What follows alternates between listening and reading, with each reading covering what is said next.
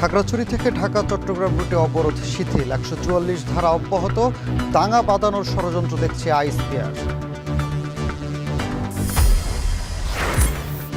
রাজশাহী সহ ৩ জেলায় চতুর্থ দিনের মতো দূরপাল্লার বাস চলাচল বন্ধ, ভোগান্তিতে উত্তরবঙ্গ থেকে ঢাকা চট্টগ্রামগামী যাত্রীরা।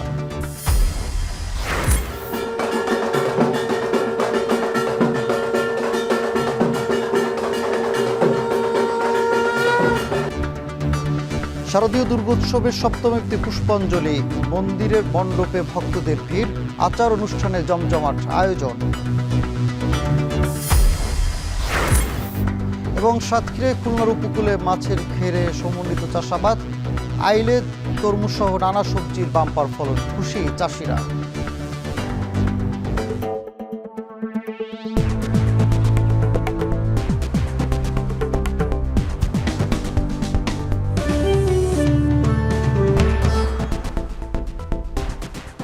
স্বাগত এখন জনপদে, পুরো আয়োজন আপনাদের সঙ্গে আছে আমি সানি মৃধা। টানা 5 দিন পর খাগড়াছড়ি থেকে ঢাকা চট্টগ্রাম রুটে অবরোধ শিথিল করা হয়েছে। সকাল 10:30টার দিকে যুগ্ম ছাত্র জনতা অবরোধ শিথিলের ঘোষণা দেয়। দুপুর 12টা থেকে অবরোধ শিথিলের এই ঘোষণা কার্যকর হবে বলে জানানো হয়। এদিকে পাহাড়ে শান্তি শৃঙ্খলা স্বাভাবিক রাখতে অনির্দিষ্টকালের জন্য 144 ধারা অব্যাহত রেখেছে প্রশাসন। এর আগে রোববার দুষ্কৃতকারীদের হামলায় 3 পাহাড়ে নিহত হওয়ার পর জেলা জুড়ে থমথমে অবস্থা বিরাজ করছে। অবরোধে থমকে যাওয়া পুরো স্বাভাবিক জীবনযাত্রা, বন্ধ হয়ে যায় দূরপাল্লার ও অভ্যন্তরীণ রুটের যান চলাচল। আইন শৃঙ্খলা পরিস্থিতি স্বাভাবিক রাখতে সতর্ক অবস্থানে নেয় সেনাবাহিনী ও বিজিবি। এর মধ্যেও পুড়িয়ে দেওয়া হয় দোকানপাট, ব্যবসা প্রতিষ্ঠান। সংঘর্ষে আহত হয় সেনাবাহিনী, পুলিশ, বিজিবি সহ 16 সদস্য।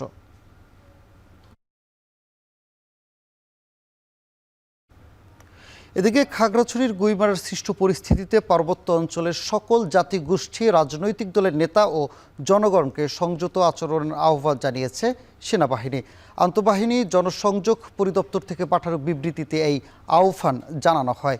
বিবৃতিতে পার্বত্য অঞ্চলের স্থিতিশীলতা ফেরাতে সেনাবাহিনী সহ সব আইনশৃঙ্খলা বাহিনীকে সহযোগিতার জন্য অনুরোধ জানানো হয়। গুইমারার বিভিন্ন ঘটনাকে পুঁজি করে আইনের আশ্রয় না নিয়ে পার্বত্য অঞ্চলকে অস্থিতিশীলতা ও সাম্প্রদায়িক সহিংসতার বিষয়টি ষড়যন্ত্রের অংশ উল্লেখ করে বিবৃতিতে বলা হয়, দেশের অখণ্ডতা রক্ষায় দৃঢ় প্রতিজ্ঞ সেনাবাহিনী। বিবৃতিতে স্কুল ছাত্রী ধর্ষণে অভিযুক্ত সয়নশীলকে গ্রেপ্তার করার পরও ইউপিডিএফ ও এর অঙ্গ সংগঠন পাহাড়ে সাম্প্রদায়িক সহিংসতা চালিয়ে যাওয়ার বিস্তারিত তুলে ধরা হয়। টানা চতুর্থ দিনের মতো উত্তরাঞ্চলের 3 জেলার দূরপাল্লার বাস চলাচল বন্ধ রয়েছে। এতে দুর্ভোগে পড়েছেন যাত্রীরা। এ নিয়ে আরও জানাতে রাজশাহী থেকে যুক্ত হচ্ছেন রাকিবুল হাসান। রাকিব, বাস চলাচল বন্ধে পূজার ছুটিতে যাত্রীদের দুর্ভোগ বাড়ছে কিনা জানাবেন। সানি, আসলে বাস শ্রমিকদের অন্যায্য দাবির প্রেক্ষিতে অভিযোগ এনে মালিক পক্ষ তাদের বাস চলাচল বন্ধ করেছে। চতুর্থ দিনের মতো এই যে পরিবহনের যে অবস্থা, ঢাকা রুটে বাস চলছে না, যার কারণে আসলে পূজার ছুটিতে আসলে যে ভোগান্তিতে বেড়েছে, যারা রাজশাহীতে কর্মরত ছিলেন বা বিশ্ববিদ্যালয়ে বিভিন্ন শিক্ষা প্রতিষ্ঠানে পড়াশোনা করতেন, তারা ফিরতি পথে আসলে ভোগান্তিতে পড়েছে, যার কারণে অন্যান্য যে সমস্ত বাস এবং ট্রেন রয়েছে সেগুলো নিয়ে চাপ বৃদ্ধি পেয়েছে। এর ফলে তাদেরকে অতিরিক্ত ভাড়া গুনতে হয়েছে। আমরা একটু আপনাকে পেছনে দেখাই, শিরোলের এই জায়গাটিতে কিন্তু ঢাকা বাস স্ট্যান্ড, এবং এই ঢাকা বাস স্ট্যান্ড থেকে যে সমস্ত পরিবহনগুলো আসলে ঢাকা রুটে চলে, চাঁপাইনবাবগঞ্জ, রাজশাহী, নাটোর হয়ে, সেগুলো কিন্তু আসলে 4 দিন থেকে বন্ধ রয়েছে। যদিও আসলে আগস্ট থেকেই আসলে নানাভাবে শ্রমিকরা দাবি তুলেছিলেন তাদের মজুরি বৃদ্ধিতে, এবং সেই মজুরি বৃদ্ধির দাবি কয়েক দফা, প্রায় 5 দফা কিন্তু পরিবর্তন হয়েও সেটি আসলে শ্রমিক যারা ছিলেন তারা সন্তুষ্ট প্রকাশ করতে পারেননি। তারা যেটি বলেছেন যে একতা পরিবহনের যে বেতন স্কেল বা যেইভাবে আসলে তারা পরিশোধ করে থাকেন সেইটি করতে হবে। সেই প্রেক্ষিতে আসলে মালিকরা সেটি 23 সেপ্টেম্বর সেটি করেছিলেন। পরবর্তীতে 24 সেপ্টেম্বর কিন্তু আসলে যারা শ্রমিকরা ছিলেন সেটি আবারও বয়কট করে তারপরে তারা আসলে ঢাকা থেকে রাজশাহী এবং রাজশাহী থেকে ঢাকা রুটে যে সমস্ত বাসগুলো চলাচল করে, তারা যে কোনো জায়গায় যাত্রী উত্তোলনের যে ব্যাপারটি সেটি দাবি করে বসেন। এবং একই সাথে যারা বাস মালিকরা ছিলেন তারা বলেছেন যে এটি তাদের সেবার পরিপন্থী এবং এখানে আসলে তারা বিভিন্ন সময় রাজশাহী বিশ্ববিদ্যালয়, রাজশাহী কলেজ সহ স্থানীয়ভাবে বিভিন্ন প্রতিষ্ঠানে যারা কর্মরত নারীরা রয়েছেন তাদের জন্য আসলে এটা নিরাপত্তা ঝুঁকি। কেননা 5 আগস্টের পরে রাজশাহী ঢাকা রুটেই কিন্তু একটি ঝাউলি বা লোকাল গাড়িতে কিন্তু গণধর্ষণের অভিযোগ উঠেছিল। এখানে কিন্তু বেশ কয়েক দফায় নাটোর বনপাড়া বা সিরাজগঞ্জ রোড সেগুলো নিয়ে কিন্তু আসলে ডাকাতির অভিযোগ উঠেছে, ডাকাতি হয়েছেও। তো সেই জায়গাটা থেকে মালিকপক্ষ যেটি মনে করেছেন যে তাদের এই দাবিটি অন্যায্য এবং এই দাবি হলে আসলে যে সেবা সেই সেবাটি আসলে তারা নিশ্চিত করতে পারবেন না এবং এর প্রেক্ষিতেই কিন্তু আসলে তারা বাসটি বন্ধ করে এবং এই চতুর্থ দিনের মতো বাস বন্ধ রয়েছে এবং এর ফলে আসলে যাত্রীদের ভোগান্তি পোহাতে হচ্ছে এবং অতিরিক্ত যে খরচ তাদের হচ্ছে সেটি তাদেরকে বইতে হচ্ছে। তো সানি, এই ছিল রাজশাহী ঢাকা বাস স্ট্যান্ড থেকে আমার কাছে সর্বশেষ খবর। রাজশাহী থেকে যুক্ত ছিলেন সহকর্মী রাকিবুল হাসান। পাবনার ভাঙ্গুড়ায় লাইনচ্যুত হওয়া পঞ্চগড় এক্সপ্রেস ট্রেনের 3টি বগি উদ্ধার করা হয়েছে। এতে 5.5 ঘন্টা পর স্বাভাবিক হয়েছে উত্তরবঙ্গের সঙ্গে ট্রেন চলাচল। সোমবার ভোর 4টার দিকে ঢাকা থেকে পঞ্চগড়গামী পঞ্চগড় এক্সপ্রেস ট্রেনের 2টি বগি লাইনচ্যুত হয় পাবনার ভাঙ্গুড়া রেল স্টেশনে। এতে চরম ভোগান্তিতে পড়েন হাজারের বেশি যাত্রী। এর প্রায় 3 ঘন্টা পর বগি উদ্ধারে কাজ শুরু করে রেল কর্তৃপক্ষ। পরে ঈশ্বরদী থেকে একটি রিলিফ ট্রেন ঘটনাস্থলে পৌঁছে লাইনচ্যুত হওয়া 2টি বগি ও একটি ইঞ্জিন উদ্ধারে কাজ শুরু করে। পরে 5.5 ঘন্টা পর স্বাভাবিক হয় ট্রেন চলাচল।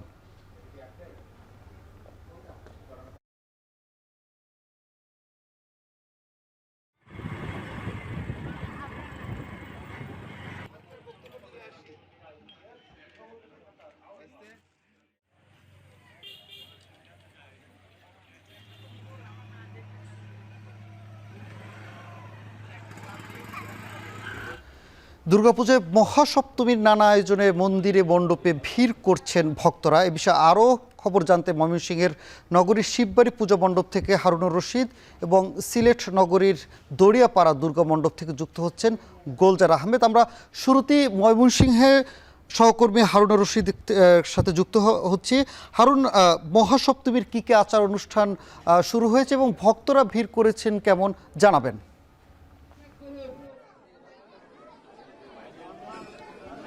সানি, ময়মনসিংহে কিন্তু নানা আনুষ্ঠানিকতায় আচার অনুষ্ঠানের মধ্য দিয়ে মহাসপ্তমীর যে পূজা সেটি অনুষ্ঠিত হচ্ছে। আমরা দেখেছি যে ময়মনসিংহ নগরীর যে বিভিন্ন মন্দির রয়েছে, পূজা মণ্ডপ রয়েছে, সবগুলো পূজা মণ্ডপেই কিন্তু সকাল থেকে মহাসপ্তমীর যে পূজার আনুষ্ঠানিকতা সেটি কিন্তু শুরু হয়েছে এবং মন্ত্রপাঠ, ডাক, ঢোল, কাসর ঘণ্টা সহ নানা আনুষ্ঠানিকতা এবং মন্ত্রপাঠের মধ্য দিয়ে পুরোহিত যে মহাসপ্তমী পূজার যে আনুষ্ঠানিকতা সেটি সম্পন্ন করেছেন।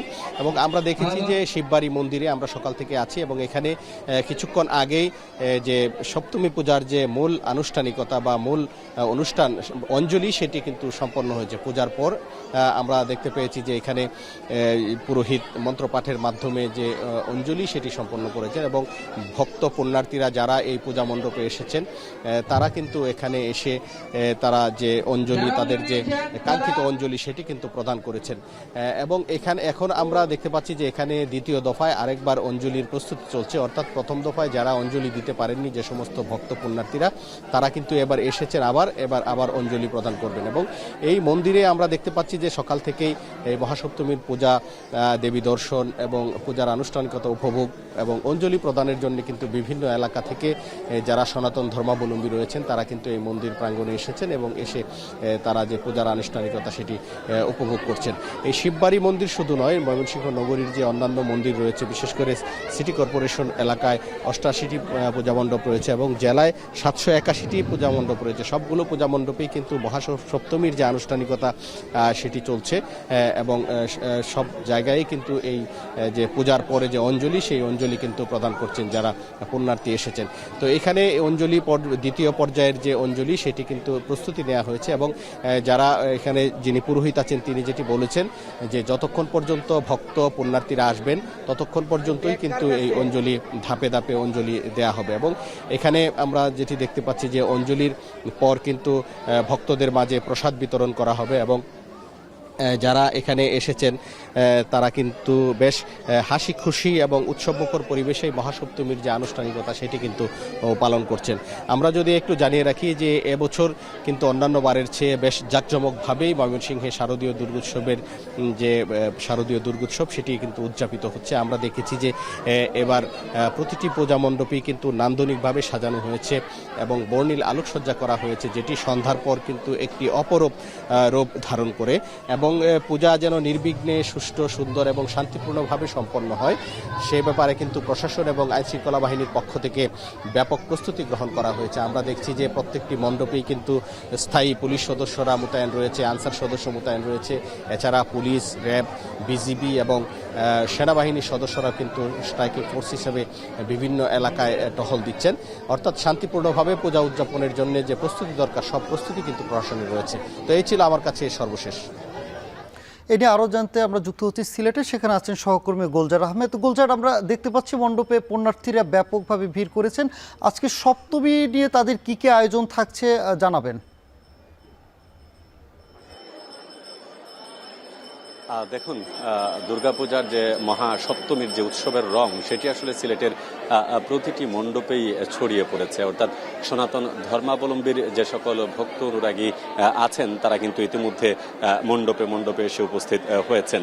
সকাল 10:30টার পর থেকেই মূলত অনেক মণ্ডপে সেটি আনুষ্ঠানিকতা শুরু হয়েছে, অর্থাৎ দেবীর যে অঞ্জলি সেটি প্রদান করা হচ্ছে। এই মুহূর্তে আমরা রয়েছি সিলেটের রামকৃষ্ণ মন্দির যেটি আছে, সেখানে দেখতে পাচ্ছেন যে শত শত পুণ্যার্থী বা পূজারী যারা আছেন তারা এখানে এসে উপস্থিত হয়েছেন এবং দেবীর আরাধনায় মনোনিবেশ করার জন্যই মূলত তারা অপেক্ষমান রয়েছেন। সকাল 11:30টার দিকে সিলেটের এই যে রামকৃষ্ণ মন্দির, এখানে আসলে দেবীর অঞ্জলি শুরু হবে এবং এখানেই তাদের যে দেবীর প্রতি যে কৃতজ্ঞতা বোধ সেটি তারা আসলে প্রকাশ করবেন এবং তাদের যে ধর্মীয় আচার অনুষ্ঠান আছেন সেগুলো তারা পালন করবেন। যদিও আজকে মূলত সকাল থেকেই সিলেটের যে মণ্ডপগুলোতে, বিশেষ করে যে 618টি মণ্ডপ রয়েছে, সব জায়গাতেই আমরা দেখতে পেয়েছি যে আজকের এই পূজাকে অর্থাৎ মহাসপ্তমীর যে আয়োজন, মহাসপ্তমীর আয়োজনকে কেন্দ্র করে পুণ্যার্থীরা তারা তাদের সকল আনুষ্ঠানিকতা সেরে নিচ্ছেন। ইতিমধ্যে আসলে মণ্ডপের যে প্রস্তুতি, অর্থাৎ দেবীকে অঞ্জলি দেওয়ার জন্য যে ধরনের প্রস্তুতি পুরোহিতরা সেগুলো আসলে তারা গুছিয়ে রাখছেন এবং কিছুক্ষণ পরেই মূলত এখানে যে সকল পুণ্যার্থী উপস্থিত হয়েছেন তারা তাদের দেবীর উদ্দেশ্যে অঞ্জলি প্রদান করবেন। এক্ষেত্রে সনাতন ধর্মাবলম্বী যারা আছেন তারা বলছেন অন্যান্য বারের তুলনায় এবার একটু উৎসবের রংটা ভিন্ন এবং অনেকটা কালারফুল হচ্ছে এবং সবার সমান অংশগ্রহণ রয়েছে। যদিও তাদেরকে সিলেটের যত পূজা মণ্ডপ আছে এবং যারা পূজা পালন করছেন তাদেরকে সহযোগিতার জন্য সিলেট জেলা প্রশাসন, সিলেট সিটি কর্পোরেশন, সিলেট জেলা পরিষদ এবং আইন শৃঙ্খলা বাহিনীর যতটি ইউনিট আছে, বিশেষ করে পুলিশ, র্যাব এবং গোয়েন্দা বিভাগ, তারা সর্বস্তরের সব জায়গায় কিন্তু তারা নিরাপত্তা প্রদান করেছেন। এবং পূজা উদযাপন পরিষদ যেটি বলছে, অনাড়ম্বর এই অনুষ্ঠানে সকল ধর্মের মানুষের যেহেতু একটি সরব উপস্থিতি থাকে, সুতরাং সবাই মিলে তাদের যে উৎসব আছে এই উৎসবকে আসলে উৎসব হিসেবে তারা দেখছেন এবং এই উৎসব চলতে থাকবে দুর্গাপূজার আনুষ্ঠানিকতা শেষ না হওয়া পর্যন্ত। তো এই হচ্ছে আমার কাছে সিলেট থেকে পূজা সম্পর্কিত সর্বশেষ তথ্য। সানি, দুর্গোৎসবের সপ্তমী নানা আয়োজনের খবর জানাচ্ছিলেন সহকর্মীরা। এদিকে পূজা ঘিরে বাজারে বেড়েছে মাছ, মাংস সহ বিভিন্ন পণ্যের দাম। এ নিয়ে জানাতে সৈয়দপুর থেকে যুক্ত হচ্ছে সহকর্মী মোকাররম হোসেন। মোকাররম, পুজোয় মাছ মাংসের দাম কেজিতে কত টাকা বেড়েছে, সবজি বাজারের চিত্র কেমন, বিস্তারিত জানাবেন।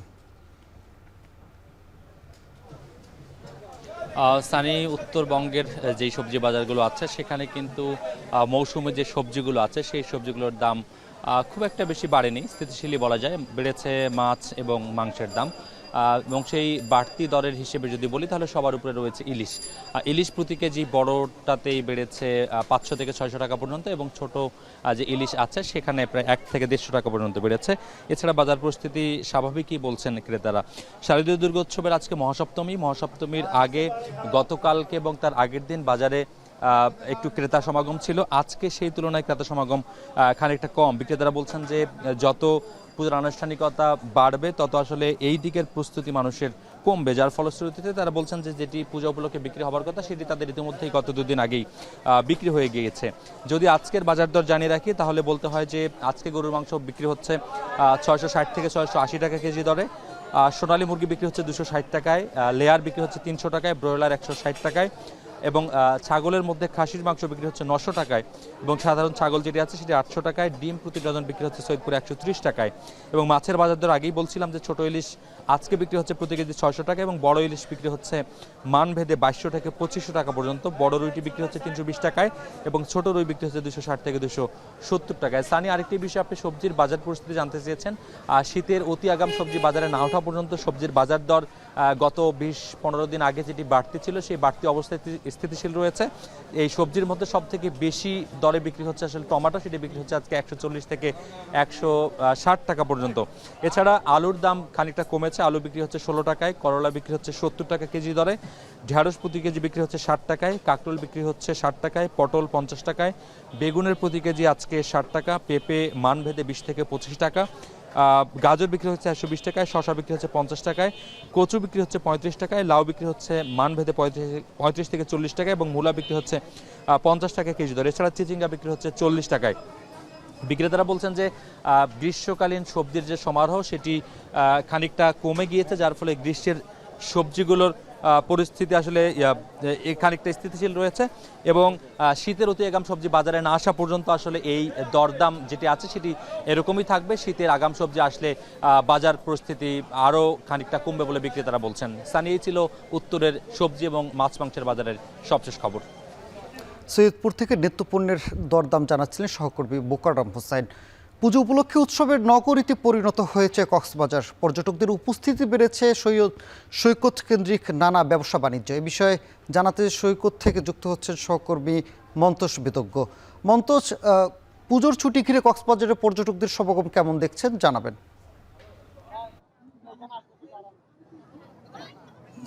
সানি, পুজোর ছুটি মূলত 1 অক্টোবর থেকে শুরু হচ্ছে, 4 অক্টোবর পর্যন্ত এই ছুটি রয়েছে এবং এই ছুটিকে কেন্দ্র করে ইতিমধ্যে কিন্তু কক্সবাজারের সবগুলো হোটেল রিসোর্ট কিন্তু ইতিমধ্যে অধিকাংশ কক্ষই বুকিং হয়ে গিয়েছে এবং এখন পর্যন্ত যে স্কুল কলেজগুলোতে যে চলমান ছুটি, গত শুক্রবার থেকে যে ছুটি শুরু হয়েছে সেই ছুটিকে ঘিরে কিন্তু আমরা দেখছি যে এখনও পর্যটকে ভরপুর রয়েছে কক্সবাজার এবং বলা চলে। তবে কক্সবাজারের মূল যে স্রোত, পর্যটকদের যে বিপুল পর্যটক সমাগমের যে সম্ভাবনা, সেটি কিন্তু 1 অক্টোবর থেকে শুরু হবে বলে এখানে যারা পর্যটন সংশ্লিষ্ট ব্যবসায়ী রয়েছেন তারা আমাদেরকে জানিয়েছেন। তবে এখনও গত শুক্রবার থেকে আসলে পর্যটকদের যে ঢল সেটি আমরা কক্সবাজারে দেখছি এবং এটির কারণে এখানকার যেসব ব্যবসা প্রতিষ্ঠান রয়েছে কিংবা ব্যবসা বাণিজ্যের সাথে যারা জড়িত তারা কিন্তু স্বস্তি প্রকাশ করেছেন। এখানে যারা ভ্রাম্যমান হকার রয়েছেন, যারা এখানে ছবি তোলেন কিংবা এখানে যারা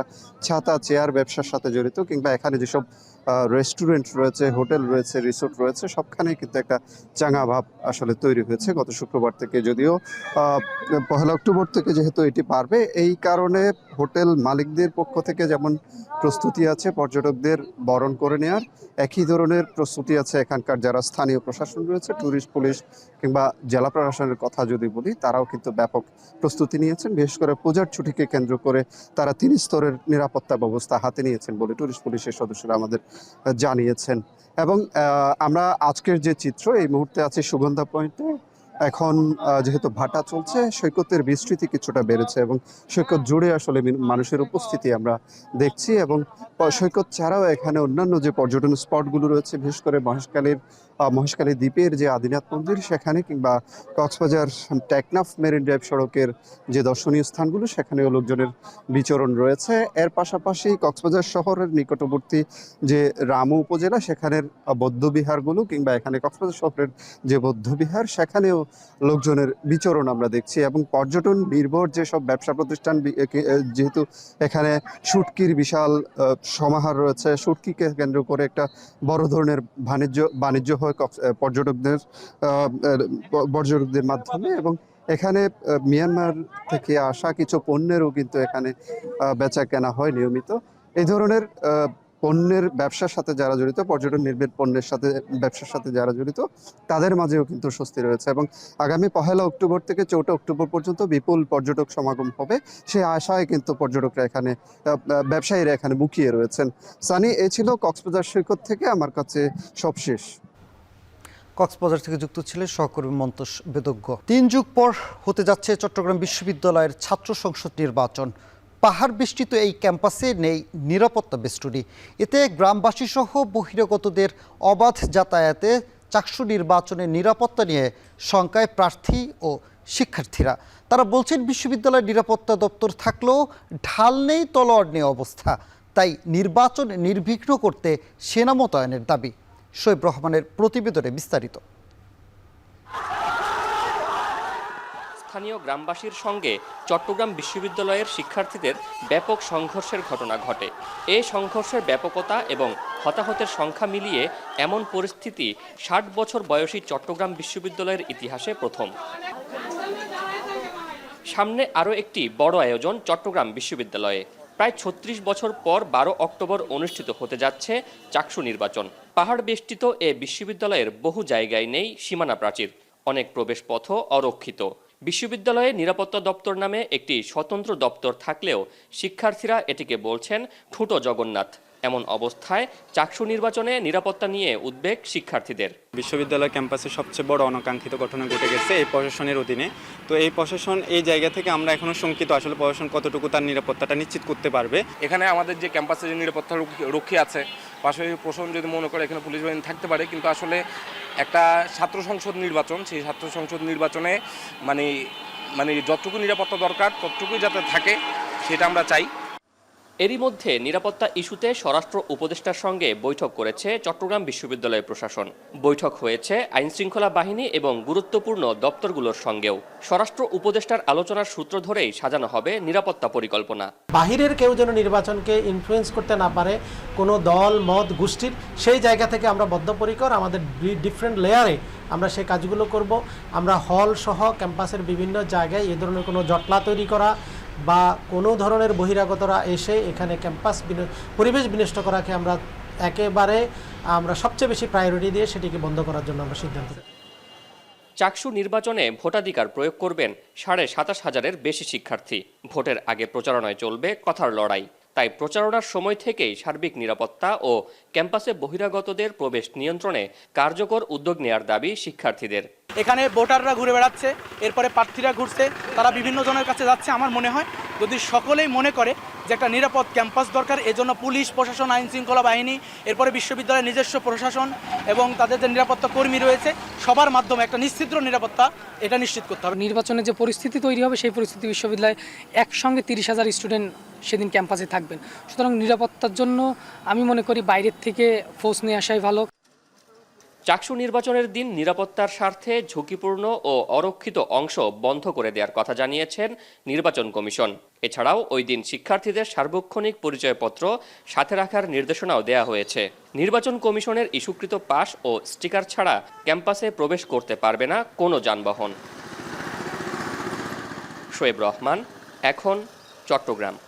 উপকূলীয় জেলা সাতক্ষীরা ও খুলনা অঞ্চলের মাছের ঘের এখন আর শুধু মাছ চাষি সীমাবদ্ধ নয়।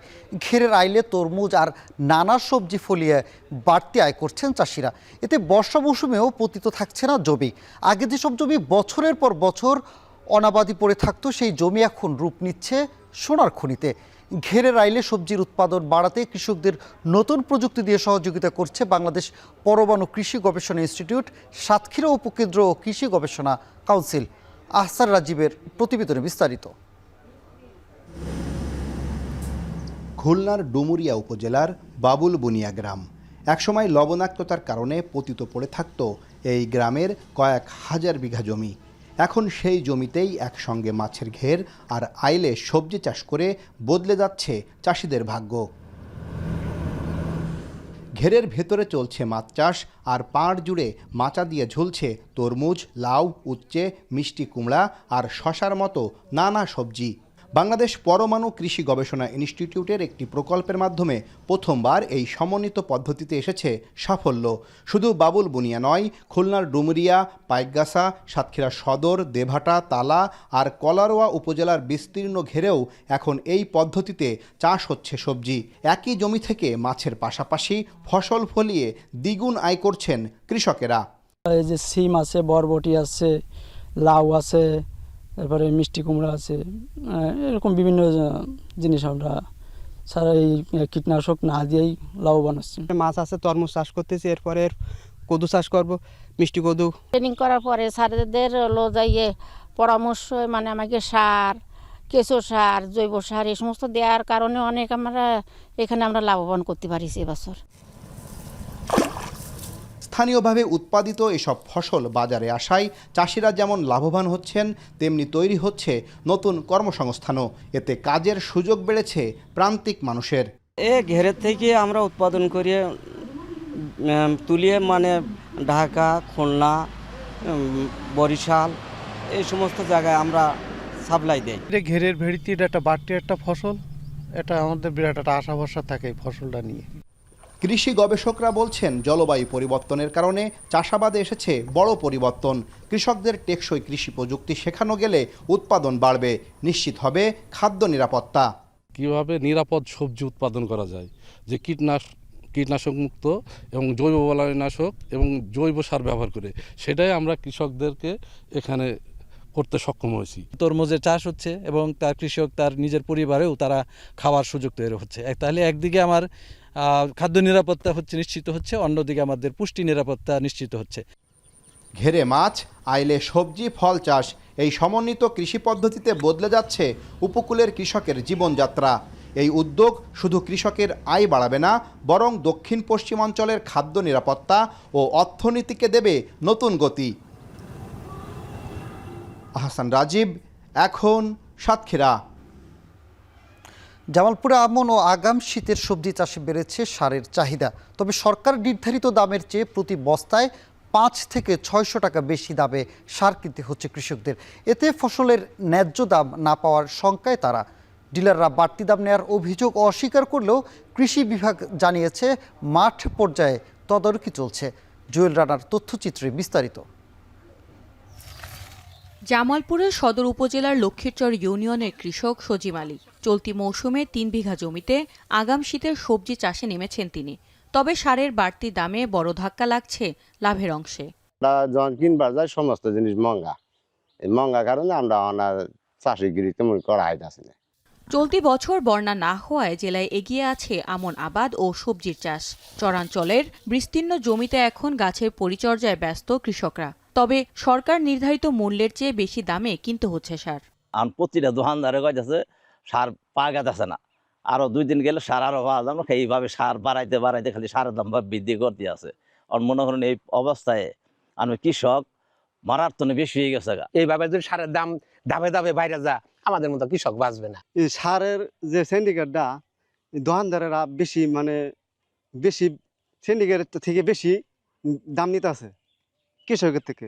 প্রতি বস্তা ইউরিয়া সার 1800 থেকে 2000 টাকা, টিএসপি 2000 থেকে 2100 টাকা, ডিএমপি 1500 থেকে 1600 টাকা ও এমওপি 1400 থেকে 1500 টাকায় কিনতে হচ্ছে কৃষকদের। সারের বাড়তি দাম নিয়ে ক্যামেরার সামনে কথা বলতে চান না ডিলাররা। তবে অভিযোগ অস্বীকার করে খুচরা দোকানদারদের দায়ী করছেন তারা। 900 টাকা ক্রয় করলে 1000 টাকা বিক্রি, 100 টাকা মনে হয় লাভ, আসলে কিন্তু 100 টাকা লাভ না। এর মধ্যে গাড়ি ভাড়া এবং বিভিন্ন খরচ সম্পূর্ণ কিন্তু এর মধ্যে। খুচরা ব্যবসায়ী রয়েছেন যারা একটু মাঠে অন্যান্যভাবে সার নিয়ে তারা কৃষকের মাঝে একটু দাম বৃদ্ধি নেওয়ার চেষ্টা করে। এদিকে বাজারে কৃত্রিম সংকট তৈরি করে বাড়তি দামে সার বিক্রির অভিযোগে সদর উপজেলার 3টি দোকানে জরিমানা করে ভোক্তা অধিকার। বেশি দামে বিক্রি হয় বা বেশি দামে বিক্রি হয়, তাহলে আমাদের যে হটলাইন নাম্বার আছে 16121, এই নাম্বারে ফোন করে আমাদের কাছে অভিযোগ করলে আমরা তাৎক্ষণিক ব্যবস্থা নিতে পারবো।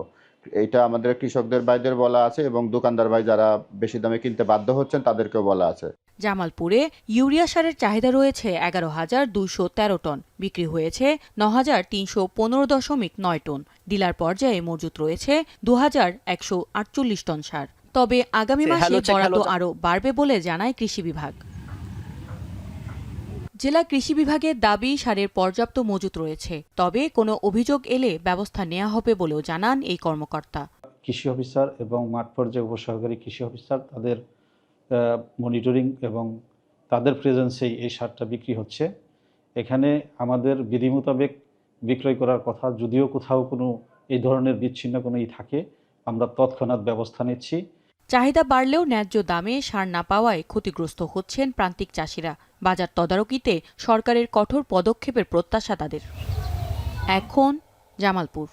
বগুড়ায় ব্যাটারি চালিত অটোরিকশার দৌরাত্ম্য, ফুটপাতে হকারদের উৎপাতে বেড়েছে যানজট। নিত্য দুর্ভোগ নিয়ে চলাচল করতে হচ্ছে শহরবাসীকে। এ নিয়ে আরও জানাতে শহর থেকে যুক্ত হচ্ছেন সহকর্মী রাজীব সেলিম। রাজীব, সড়কে শৃঙ্খলা ফেরাতে কোনো ব্যবস্থা নেওয়া হয়েছে কিনা জানাবেন।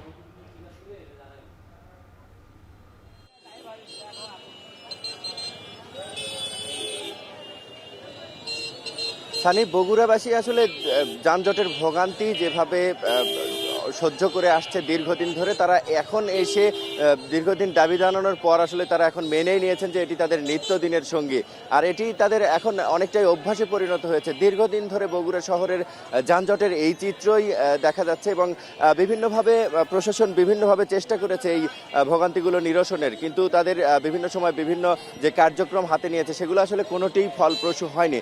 তবে পৌরসভা কর্তৃপক্ষ বলছেন যে তারা যানজট নিরসনে অটো নিবন্ধনের যে কার্যক্রম সেটি শুরু করেছেন, তবে সেই কার্যক্রম সবে শুরু করেছেন এবং তারা বলছেন যে অটোরিকশাগুলোর প্রাথমিক যে ডাটাবেজ সেই ডাটাবেজ তৈরির কাজ চলছে। দুদিন আগে সেই নির্ধারিত সময় শেষ হয়েছে এবং বগুড়া শহরে চলাচলকারী মোট 8,500 অটো মালিক তাদের ভোটার আইডি এবং অটোর কাগজপত্র জমা দিয়েছেন নিবন্ধনের জন্য। আর এই বগুড়া পৌরসভা আসলে দীর্ঘদিন পর একেবারে ভোগান্তি যখন চরম পর্যায়ে পৌঁছেছে ঠিক সেই সময় অটোগুলো নিয়ন্ত্রণের জন্য আসলে প্রাথমিক ডাটাবেস তৈরির কাজ করছেন।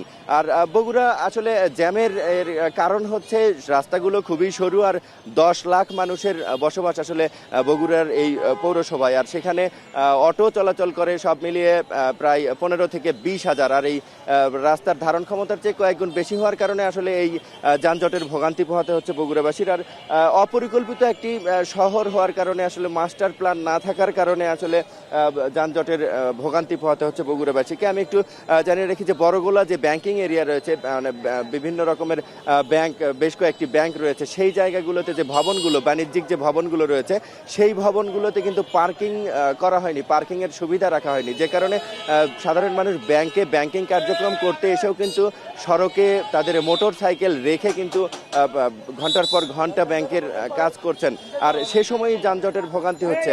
আবার যারা সেখানে মোটর সাইকেল রাখছেন সড়কে তারাও কিন্তু বলছেন যে আসলে তাদেরও ভোগান্তি, তারা মোটর সাইকেল বাইরে সড়কে রেখে আসলে ব্যাংকের কাজকর্ম করতে গিয়েও তাদের একটি দুশ্চিন্তা থেকে যায় যে মোটর সাইকেলটি আছে কিনা, ঠিক আছে কিনা। তারাও চাচ্ছেন যে একটি পার্কিংয়ের ব্যবস্থা করা হোক ব্যাংকিং এরিয়াগুলোতে। এছাড়া রেলের যে ব্যবস্থা, রেল আসলে 7 জোড়া রেল প্রতিদিন বগুড়া শহরের ভেতর দিয়ে পার হয়, তাতে করে এই 14 বার বগুড়া শহরের যে পথ, মূল সড়ক, সেই সড়ক 14 বার বন্ধ করে দেওয়া হয়, আর সেই কারণে যানজটের একটি ভোগান্তি লেগেই থাকে। এছাড়া যখন স্কুল কলেজগুলো চালু থাকে তখন স্কুল কলেজের যে গাড়িগুলো রয়েছে সেই গাড়িগুলো সকালে এবং বিকালে, স্কুল শুরুর সময় এবং স্কুল শেষের সময় যে গাড়িগুলো যাতায়াত করে ঠিক সেই সময়টিতে আসলে ভোগান্তির পরিমাণটা খুবই বাড়ে। আর বগুড়া শহরে সব মিলিয়ে বগুড়া পৌর এলাকা 70 বর্গ কিলোমিটারের এই পৌর এলাকায় আসলে মূল শহর যেটুকু সেটি 1 থেকে 2 কিলোমিটার, আর এই 1-2 কিলোমিটারের মধ্যেই আসলে যানজটের ভোগান্তিটি সবচেয়ে বেশি। এই ছিল আমার কাছে বগুড়া থেকে যানজটের সব শেষ খবর। সানি, বগুড়া থেকে যুক্ত ছিলেন সহকর্মী রাজীব সেলিম। টাঙ্গাইলে 21 ঘন্টার চেষ্টায় মেরামত হয়েছে তিতাস গ্যাসের ফেটে যাওয়া গ্যাসের পাইপলাইন। ভোর 5টা থেকে গ্যাস সঞ্চালন স্বাভাবিক হয়, এতে স্বস্তি ফিরে সদর ও মির্জাপুর উপজেলার প্রায় 14,000 গ্রাহকের। এ নিয়ে বিস্তারিত জানাতে যুক্ত হচ্ছেন সহকর্মী কাউসার আহমেদ। কাউসার, সার্বিক সেবা সুবিধা এখন কেমন পাচ্ছেন গ্রাহকরা, জানাবেন।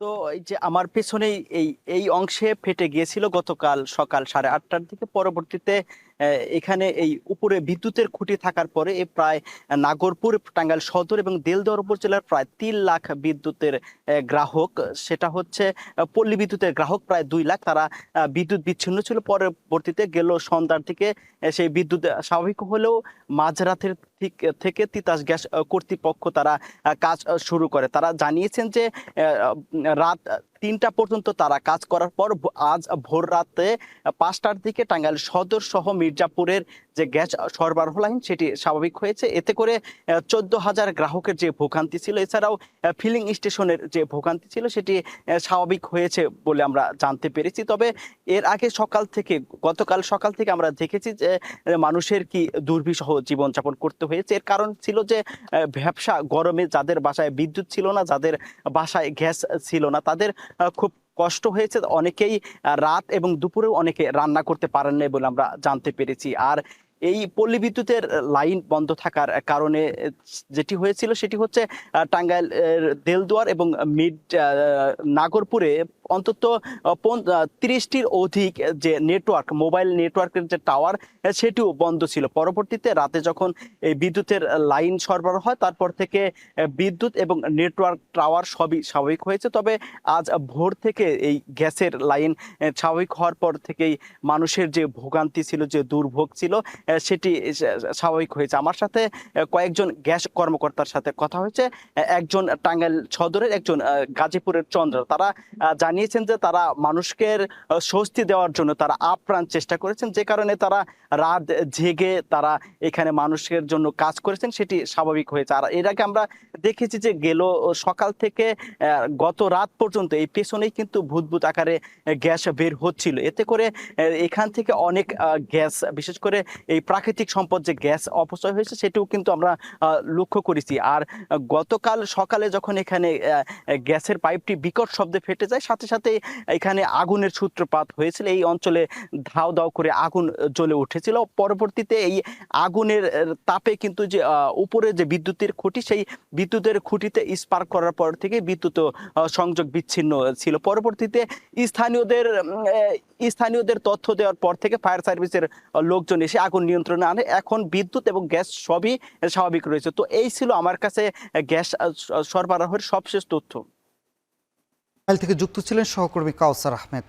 টাঙ্গাইলে পানি উন্নয়ন বোর্ডের গাফিলতিতে হুমকির মুখে পড়েছে শত শত হেক্টর ফসলি জমি ও বাড়িঘর। স্থানীয়দের অভিযোগ, জিও ব্যাগ যেখানে ফেলা হচ্ছে তার মাত্র 300 মিটার দূর থেকে উত্তোলন করা হচ্ছে বালু। এতে নতুন করে তৈরি হচ্ছে ভাঙনের ঝুঁকি। পানি উন্নয়ন বোর্ড ও জেলা প্রশাসনকে বিষয়টি একাধিকবার জানানো হলেও মেলেনি সুরাহা। কাউসার আহমেদের তথ্য ছবিতে বিস্তারিত।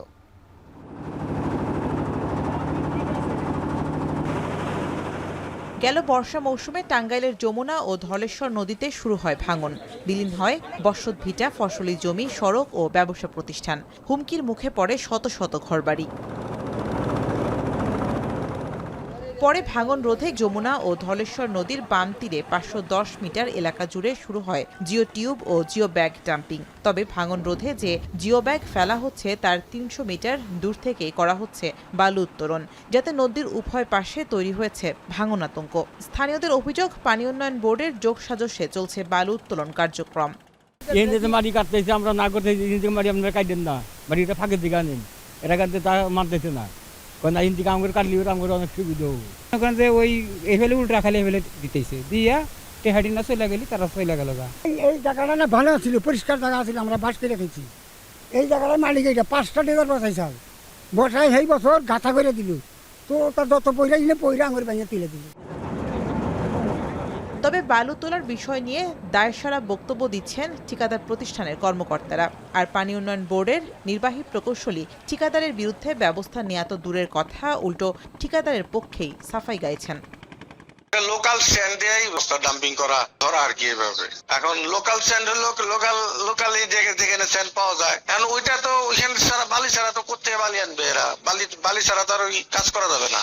ওইটা আমি অবশ্য ওদের আমি বলছি যে তোমরা এখান থেকে আর বালি কাটো না, যেহেতু মানুষ অবজেকশন দিচ্ছে। এই এলাকাবাসীর সাথে কথা বলেছি, তারা বলেছে যে এটা চর থেকে এসছে, সুতরাং এখানে অতটুকু অল্প পরিমাণ বালি তোলার জন্য 2 পার ঝুঁকির মধ্যে পড়তেছে মনে হচ্ছে না।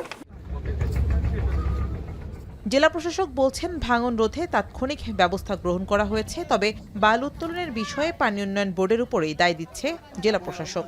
নদী ভাঙন রোধ করতে এখানে প্রায় 26,000-এর উপরে জিও ব্যাগ ফেলা হবে এবং 800-র মতো জিও টিউব ফেলা হবে। তো আশা করি এই কার্যক্রমের ফলে একটা দীর্ঘমেয়াদী টেকসই নদী ভাঙন রোধ আমরা করতে পারবো এখানকার মানুষদের জন্য। পরিবেশবিদরা বলছেন অপরিকল্পিত ড্রেজিংয়ের ফলে একদিকে হুমকির মুখে পড়ছে পরিবেশ, অন্যদিকে নষ্ট হচ্ছে সরকারি অর্থ। পরিকল্পনা করতে হবে যে আমি কোথায় করব, কিভাবে করব, আর ডিটেইলস একটা পরিকল্পনা করা দরকার। কারণ এটার সাথে জীববৈচিত্র্যের সম্পর্ক আছে, কারণ নদীতে প্রচুর জীববৈচিত্র্য থাকে, এক একটা জায়গায় এক এক ধরনের জীববৈচিত্র্য থাকে। নদী যেখানেই আমি তো এটা পূর্ণাঙ্গ একটা পরিকল্পনা করা দরকার।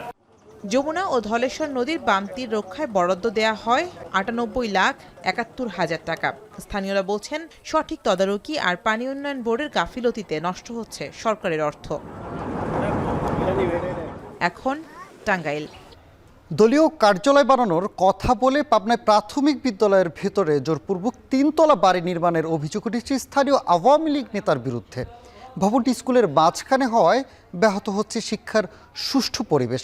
তবে গত বছরের ৫ আগস্ট আওয়ামী লীগ সরকারের পতনের পর গ্রাম ছেড়ে পালিয়েছেন অভিযুক্ত। সমস্যাটি দ্রুতই সমাধান করা হবে বলে জানিয়েছেন জেলা প্রশাসক। মাসুদ রানার তথ্য ছবিতে বিস্তারিত। ছোট্ট টিনের ঘরে কোনো রকমে চলছে পাঠদান, ব্যাহত হচ্ছে শিক্ষার সুষ্ঠু পরিবেশ। পাবনা সদর উপজেলার নতুন বাজার উচ্চ বিদ্যালয়ের মাঠে শহীদ মিনার ঘেঁষে স্কুলের ঠিক মাঝখানে ৩তলা বাড়ি। প্রবেশের পথও স্কুলের ভেতর দিয়ে করা হয়েছে, এজন্য স্কুলের গেটও করতে পারেনি কর্তৃপক্ষ। স্থানীয়রা জানায় ক্ষমতার দাপট দেখে বাড়িটি নির্মাণ করেন কার্যক্রম নিষিদ্ধ স্থানীয় আওয়ামী লীগ নেতা আব্দুল বাতেন। অভিযুক্ত আব্দুল বাতেন চরতারাপুর ইউনিয়ন আওয়ামী লীগের সাধারণ সম্পাদক মোস্তাফিজুর রহমানের চাচাতো ভাই। ২০০২ সালে প্রতিষ্ঠিত নতুন বাজার উচ্চ বিদ্যালয়ে ৫ শতাধিক শিক্ষার্থী পড়াশোনা করছে। জমিটি কেনা হয়েছে দাবি করে ২০১০ সালে আওয়ামী লীগ ও যুবলীগের অফিস করার কথা বলে স্কুলের ভেতরে একটি টিনের ঘর তোলেন অভিযুক্ত আব্দুল বাতেন। এরপর ইট বালু খোয়া এনে শুরু করেন বিল্ডিংয়ের কাজ। শিক্ষক শিক্ষার্থীরা বাধা দিলেও দলীয় প্রভাব খাটিয়ে ভয়ভীতি দেখিয়ে বাড়িটি নির্মাণ করেন তিনি। সংশ্লিষ্ট দপ্তরে বিভিন্ন সময়ে অভিযোগ করলেও নেওয়া হয়নি ব্যবস্থা। দ্রুত ভবনটি অপসারণের দাবি শিক্ষকদের। উপর থেকে ময়লা ফেলে, আমাদের পিটি করানোর সময় আমরা পিটি করতে পারি না, ভালো করে আটে না। আমাদের খেলার মাঠ সংকট পড়ছে, আমাদের জায়গা সংকট পড়ছে, অ্যাসেম্বলিতে জায়গা সংকট পড়ছে। শহীদ মিনারে আমরা ২১শে ফেব্রুয়ারিতে ফুল দিতে আসলে তারা ময়লা পানি আবর্জনা যাবতীয় সবকিছু আমাদের শহীদ মিনারের পর ফেলায়। বিদ্যালয়ে যদি ক্রীড়া অনুষ্ঠান হয় এই মাঠে আমরা খেলতে পারি না, মানে চিপা জায়গা চিপা অন্য মাঠে যেয়ে খেলতে হয়। এই বিদ্যালয়ে আব্দুল বাতেন পেশি শক্তি ব্যবহার করে এই বিদ্যালয়ে এই ভবনটা নির্মিত করে। বিল্ডিংটা থাকার কারণে মানে পুরা স্কুলের জায়গাটাই নষ্ট হয়ে গেছে। তো আমরা এটা ঊর্ধ্বতন কর্মকর্তার কাছে আমাদের আবেদন, এই বিল্ডিংটা অপসারণ হলে বিদ্যালয়ের জায়গাটা ফিরে আসবে, আগের মতো পাঠদানের সুন্দর পরিবেশ হবে। এ বিষয়ে দ্রুত সমস্যা সমাধান করা হবে বলে জানিয়েছেন জেলা প্রশাসক ও সদর উপজেলা মাধ্যমিক শিক্ষা কর্মকর্তা। এই বাড়িটা থাকার কারণে এই প্রতিষ্ঠানের লেখাপড়া চরমভাবে আসলে বিঘ্নিত হচ্ছে এবং লিখিতভাবে অভিযোগ পেলে আমরা অবশ্যই এই বিষয়টা নিয়ে প্রশাসনের সাথে আলোচনা করে এই বিষয়টা নিরসনের চেষ্টা করতে পারি। ম্যানেজিং কমিটির দায়িত্ব কী ছিল, শিক্ষা প্রতিষ্ঠানের প্রধানের দায়িত্ব কী ছিল, সেভাবে ব্যক্তি মালিকানাধীন ভবন প্রতিষ্ঠানের ভিতরে কীভাবে হয়েছে এগুলো আমরা খোঁজখবর নিয়ে অবশ্যই ফাইন্ড আউট করবো যে আসলে রহস্যটা কী। ৫ আগস্ট আওয়ামী লীগ সরকারের পতনের পর গ্রাম ছেড়ে পালিয়েছেন অভিযুক্ত আব্দুল বাতেন। এখন পাবনা। শেষ করছি এখন জনপদে, তবে তার আগে শিরোনামগুলো আরও একবার। খাগড়াছড়ি থেকে ঢাকা চট্টগ্রাম রুটে অবরোধ শিথিল, ১৪৪ ধারা অব্যাহত, দাঙ্গা বাঁধানোর ষড়যন্ত্র দেখছে আইএসপিআর। রাজশাহী সহ ৩ জেলায় চতুর্থ দিনের মতো দূরপাল্লার বাস চলাচল বন্ধ, ভোগান্তিতে উত্তরবঙ্গ থেকে ঢাকা চট্টগ্রামগামী যাত্রীরা।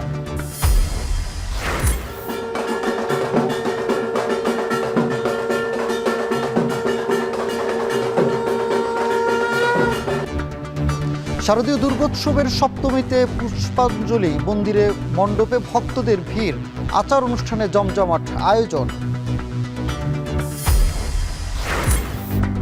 এবং সাতক্ষীরা খুলনার উপকূলে মাছের ঘেরে সমন্বিত চাষাবাদ, আইলে তরমুজ সহ নানা সবজির বাম্পার ফলন, খুশি চাষিরা।